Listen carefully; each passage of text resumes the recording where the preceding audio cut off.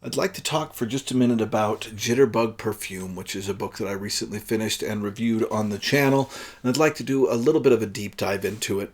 I don't really need to explain the plot points of this book because there are few. It's pretty simple when you get right down to it, although when you're reading it, it feels kind of jumbled. But I do want to discuss just a little bit the philosophies of this. I probably will go very quickly over the plot points. All this to say, there will be spoilers here while I talk about this because I want to talk about all the way up to the end. I think that really the philosophy of this entire textbook is revealed in a couple of scenes at the end of this book, and I want to talk about those in a little bit more depth. So there will be spoilers in this video. If you plan on reading this isn't the video to watch. If you've already read it, this is absolutely the video to watch. And if you don't care and don't plan to read it and just want to know more about it, you can also watch the video that way. So let's jump into it. Jitterbug Perfume by Tom Robbins. I've already talked a little bit about the beginning. You can watch my review of this video. It'll be the one before this one. And I suggest you do so you know a little bit about the beginning. But basically, this is a story of 4 different narratives. We've got Priscilla and Ricky, who live in Seattle. Priscilla is a genius waitress who is trying to remake perfume from an ancient bottle that her and an old friend of hers, Vlu, well, not even an old friend, her and a kind of adopted sister, that's very confusing, named Vlu, we'll talk about her in a bit, found, and there was like 3 drops of perfume in this ancient bottle they found, and she's trying to recreate this scent. She's figured out what she calls the top notes of the perfume, and that is lavender and citrus, but she's trying to figure out the base note. Then we meet Madame Devalier, I don't know if I'm saying her name right, and Vlu, who is her assistant. Madame Devalier runs a perfume shop in New Orleans. They are connected to Priscilla, but we don't know that at this point. They seem completely different. They're also trying to create a perfume with lavender and citrus, but they don't know what to use for the base note. And then we also have a narrative in Paris with Marcel Lefebvre and his cousin Claude. And they own, Claude's father, Luc, owns a huge perfume company, and they are going to take it over. And they are also trying to create a perfume, lavender and citrus, and they don't know the bottom note. And Marcel is a very interesting person, wears a whale mask for a lot of the time. It makes him feel comfortable. He doesn't like being around a lot of people. Just generally a very eccentric human being with a nose that can smell like anything. He can break apart perfumes just by smelling them. Very, very good nose. And all 3 of these people are being delivered beets, the vegetable beet, by an unknown source for no understandable reason. And we get that right at the very beginning of the novel. Very short, like microfiction chunks of their lives. Probably a total of 7 pages of just these 3 different narratives, and then that narrative is taken away. And we get to the really important narrative throughout this book, which is the narrative of King Alabar. And King Alabar is part of a Bohemian kingdom in, I think, like the 800s, 8th century. I don't remember which, but way long time ago. And his kingdom has a specific tradition that when their king starts showing their old age, they are killed. And he finds a white hair on his head and suddenly has to contemplate death and what death means to him. And we come across our first major theme of this novel, which is death and whether or not humans have to accept death, which is such a strange question. And what makes this novel so interesting, it's so enjoyable to read because it takes a concept that we all know factually is just something that we as humans have to deal with. The fact that we're all going to die eventually. But this novel says, why? Why accept that? And they do that through King Alabar, who does not want at first to accept that he has to die because he's showing old age. And he, with the help of one of the women from his harem, is able to escape this process. And he goes out exploring into the world with the express goal of cheating death. He doesn't want to die. And in his travels, at first he has to fight death again and again. And Tom Robbins has an incredible way of writing these historical events and kind of how people were at the time. And that's one of the reasons that I think I really enjoyed reading this novel, and why I think you would as well, is because it's handled in such an interesting way. And I'll get more into this in just a second. But he goes to a town where he just becomes a peasant and is working for a lord, and he is eating a cake, and he gets a certain thing in his mouth, and he pulls it out, and a bean, and he becomes a king. They call him the king, and for 3 days he gets to sleep with anybody's wife that he wants. He gets to do whatever he wants, but then they're going to sacrifice him. So again, he has to run away and cheat death. He does not want to die. And eventually he meets the god Pan, and Pan is of course the god of lust and animal instinct, and hangs with the nymphs, and he goes and hangs with nymphs and Pan is slowly dying because of Christianity. As Christianity spreads, Pan is beginning to fade away in kind of an American Gods style. I wonder what came out first. I think I'm going to check that really quick. Oh yeah, American Gods came out way later. Yeah, this reminds me of American Gods because literally Pan is losing himself the less people believe in him. And they have a philosophical discussion about death, about Christianity, and Pan tells Alabar that he is, not Pan, but Alabar himself is the first, or one of the first, individualistic people born on planet Earth. And this is a really interesting idea, that Pan can see that there's going to be a revolution of individuality that's going to slowly take place, and that before Alabar, people all felt they were part of a group survival, that they all had to be part of a group to survive in, and that Alabar had this spark, this step in evolution that's going to allow him to think differently as the world slowly changes to be more of a place of individuality, more of an individualistic philosophy will take over the world. And finally, Pan tells him, if you want to find immortality, you've got to go east. So he travels to the east. He makes it to India, and while he's in India, he is walking down the road and he sees a funeral going on where a woman is being killed on her husband's funeral pyre. There's a name for this, I've forgotten it. And she's sacrificing herself to be with her husband in the afterlife, but the woman doesn't want to do it. Well, at first she does, but then once the fire starts really burning her, she freaks out and jumps up and runs, and a bunch of people from the funeral grab her and throw her back on the fire.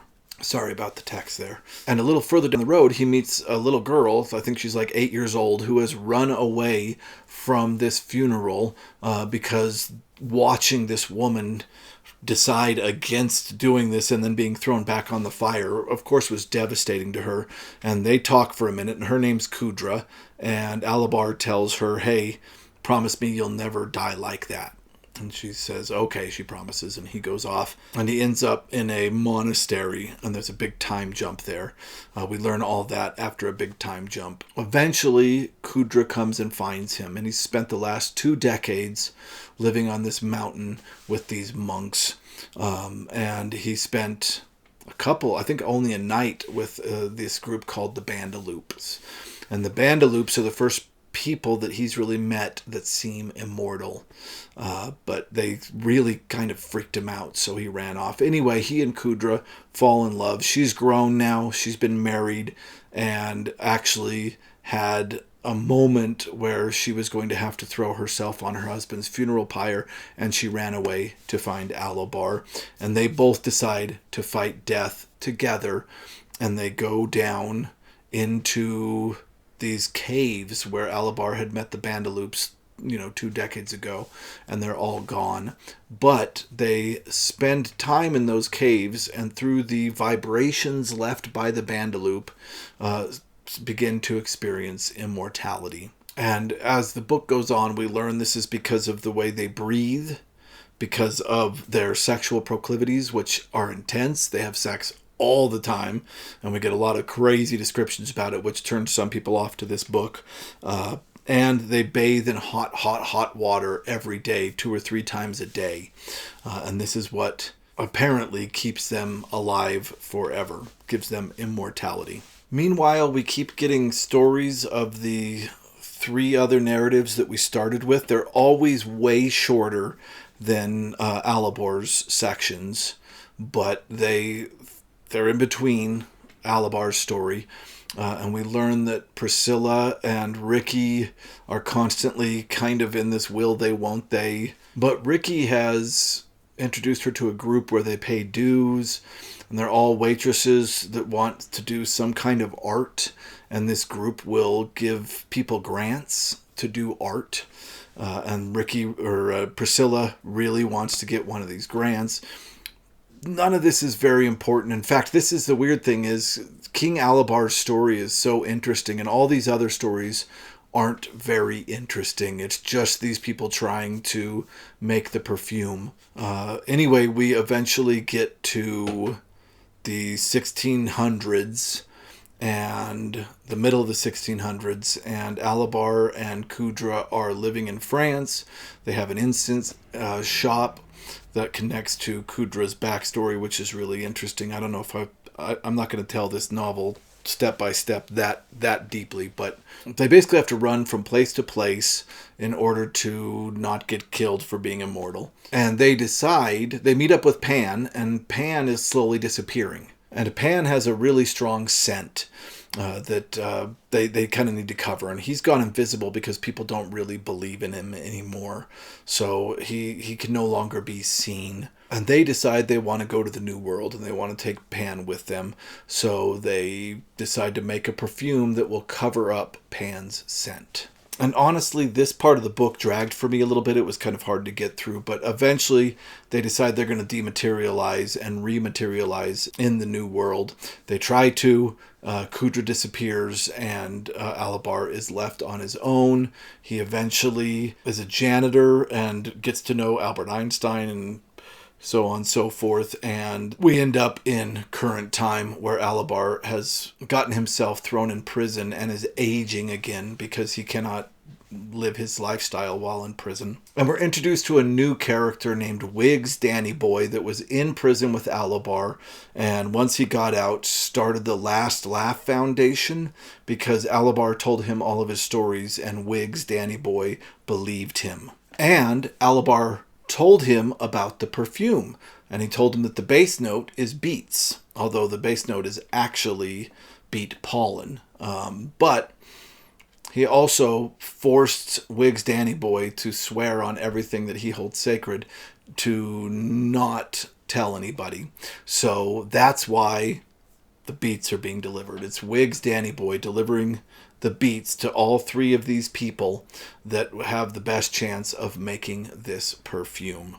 Priscilla ends up in a relationship with Wiggs Danny Boy. Wiggs Danny Boy has a daughter who he loves more than even his quest for immortality. And in the end, they all come together and are able to create this perfume. They find out that the base note is beet pollen, and they split up the monetary rewards of this. Eventually, Kudra reappears. We don't see Alabar and her meet again, but we know that they're about to. And that's where the novel ends. There's one thing I have to mention, and that is Madame de Valère, or however you say her name, buys her jasmine essence from a Jamaican named Bingo Pajama.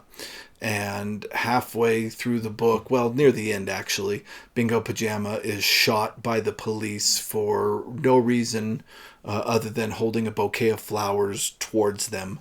And eventually those police are found guilty due to the testimony of Madame de Valère and Vlou, her assistant. And Bingo Pajama is interesting because he has a colony of bees that live on his head, and we'll get into that in a bit. So there it is. Pretty simple plot. Really enjoyable. Other than that little bit of a lag in the middle, the plot of this is really fun. All the early stuff with Alabar wandering around trying to find immortality, absolutely incredible. A lot of fun. Really, really worth the read. The end meanders. Like, there's not much plot that happens. They have to, I mean, the bottle of perfume that is with Priscilla is stolen by Vlou. Vlou's secretly a spy for Marcel. All of this happens, but is kind of unimportant, honestly, to the overall themes of the book. Still fun to read, but it seems like the second half of this meanders a little bit more than the first. It's very straightforward and direct at the beginning, and then slowly gets a little bit more philosophical and meandering towards the end. But what does all that philosophy mean in the end for this book? And I think that there is a statement in this book that I really enjoy, and it starts with a speech given by Marcel Lefebvre, where he is talking about the fact that the dinosaurs didn't actually die from the meteor. They died because flowers came into existence, and dinosaurs couldn't exist in a world with flowers. And ends with a thesis put forward by Wiggs Danny Boy in the form of letters to Priscilla that expresses what I feel was a very interesting concept. And it's one that I think, my guess is that Tom Robbins started this whole story with this in mind. And he meandered a little bit on the way to get there. But the concept is that as we evolved from fish out of the sea, we had reptilian brains.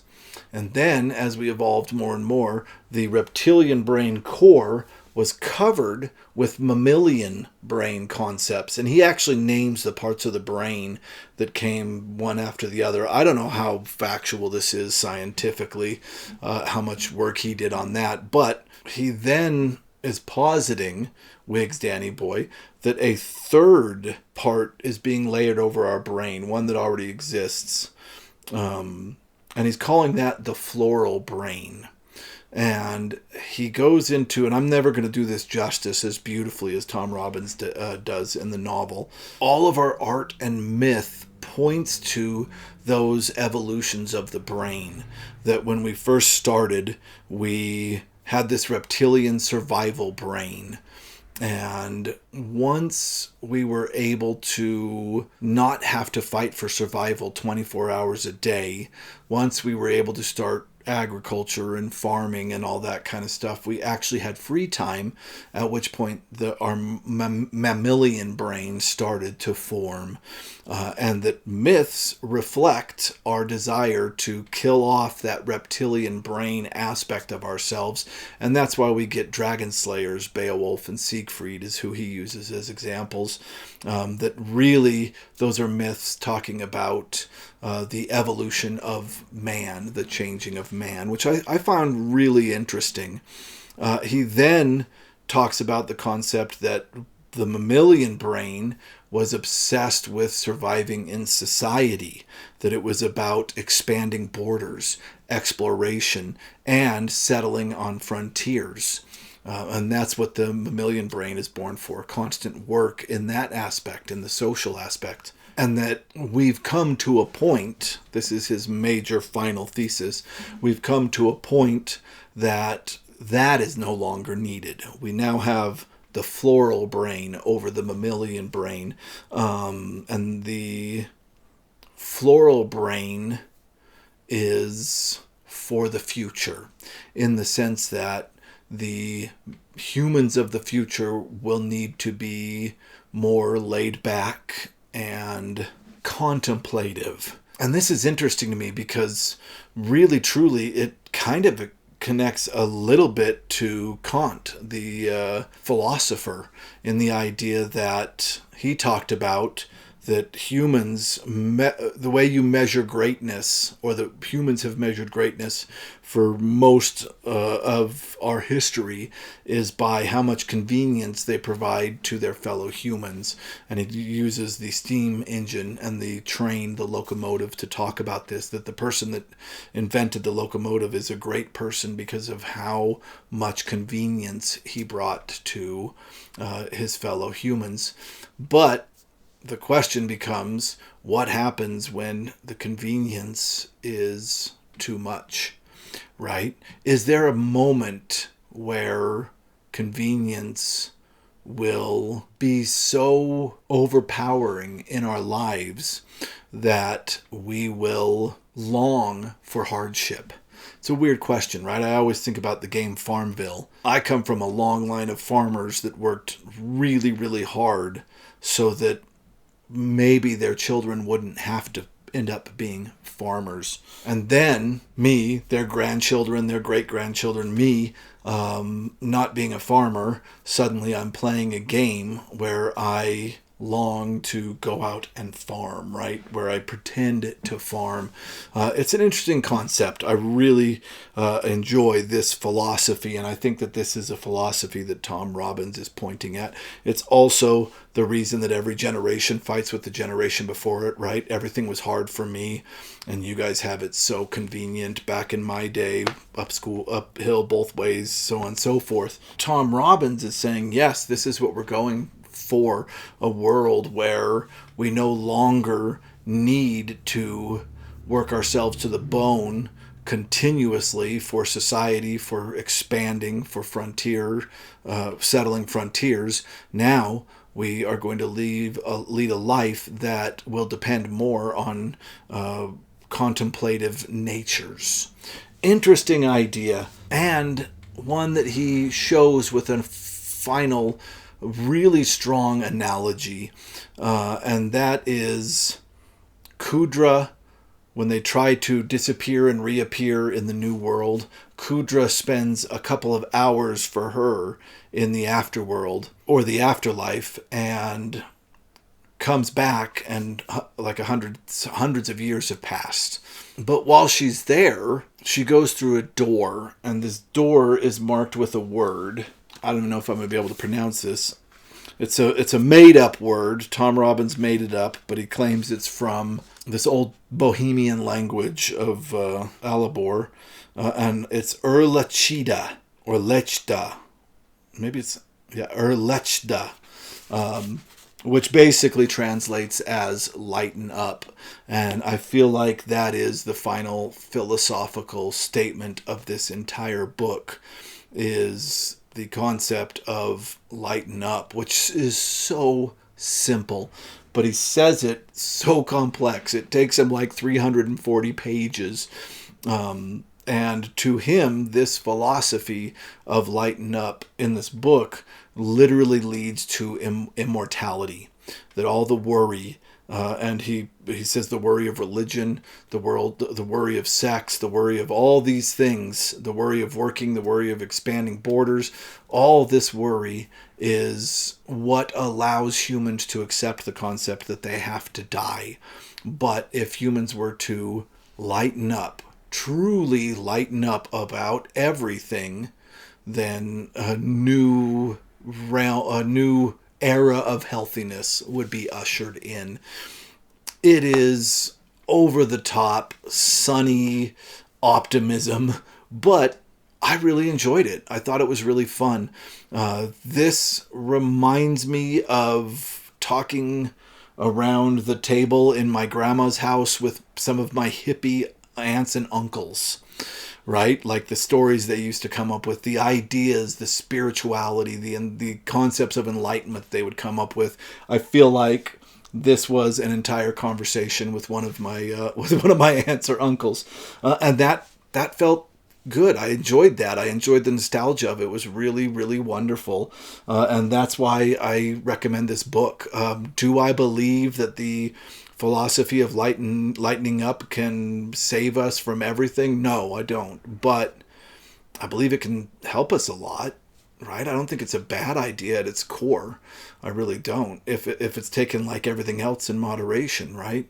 Yeah, interesting book.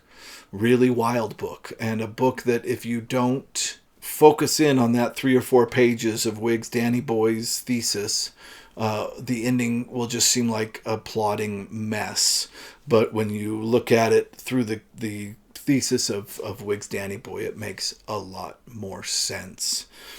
All right, there it is. That's my interpretation and deep reading of Jitterbug Perfume. Thank you guys so much for watching.